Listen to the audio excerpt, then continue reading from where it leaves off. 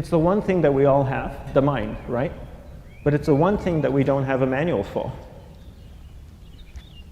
We buy a blender, we get a manual. Our iPhone comes with a manual. We get a car and it has a manual.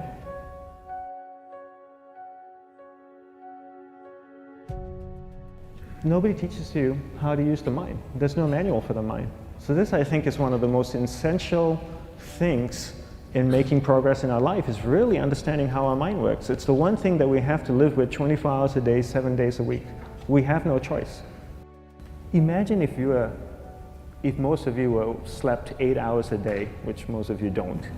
You slept and you were awake 16 hours a day. In the 16 hours you practice your awareness just randomly moving from one thing to another, to another, to another. All day practice being distracted. What would you be good at after 6 months?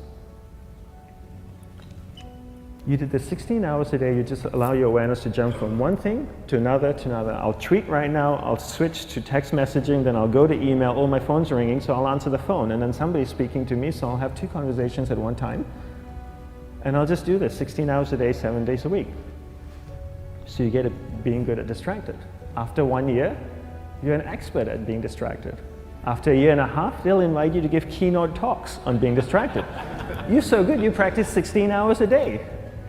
So the same works for the opposite. If you practice being concentrated 16 hours a day, what would you become good at?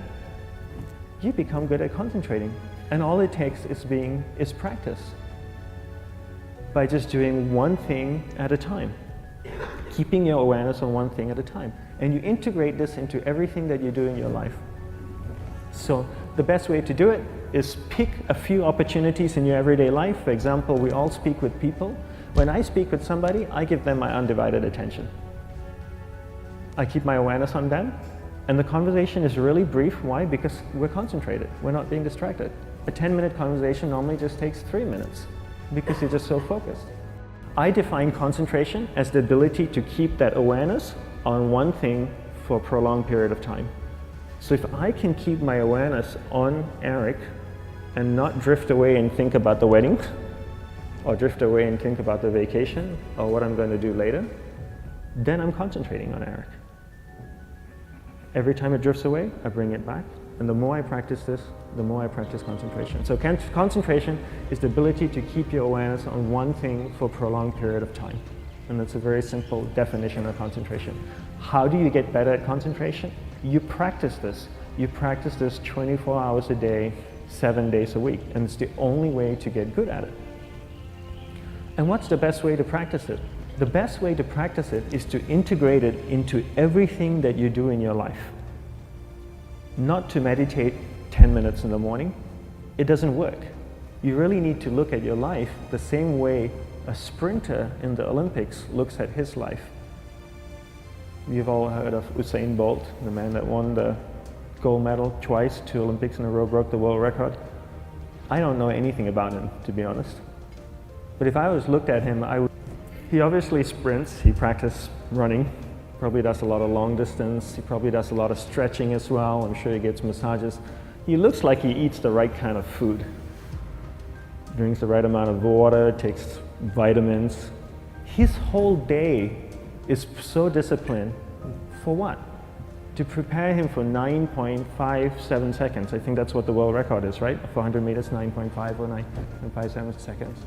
His whole day is preparing him for that short time, not the other way around. A lot of people say, you know what, I need to be more concentrated. So you know what, I'm going to meditate in the morning, I'll sit down for 2 minutes. Okay, now I'm Zen master. And the remaining 23 hours and 58 minutes, they just go about being ordinary and crazy. How does that work? How would you change? It's not balanced at all.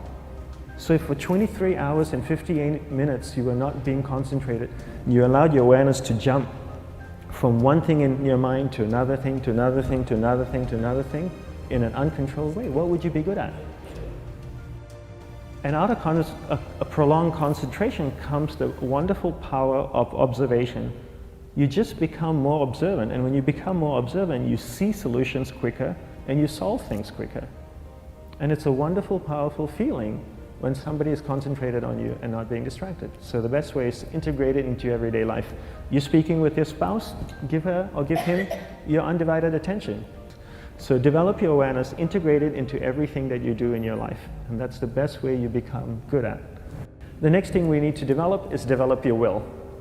Will is really important. Will is almost like a muscle in your mind, and you use that to pull and control your awareness and take it from one area of the mind to another. And the will needs to be developed, and same like concentration, if you don't cultivate the will, it doesn't grow. And this is something that really needs to be cultivated. How do you develop the will? There's 3 very simple ways to develop the will. 1 is you finish what you begin. 2 is you finish it well beyond your expectation, no matter how long it takes. 3 is you do a little bit more than you think you can do.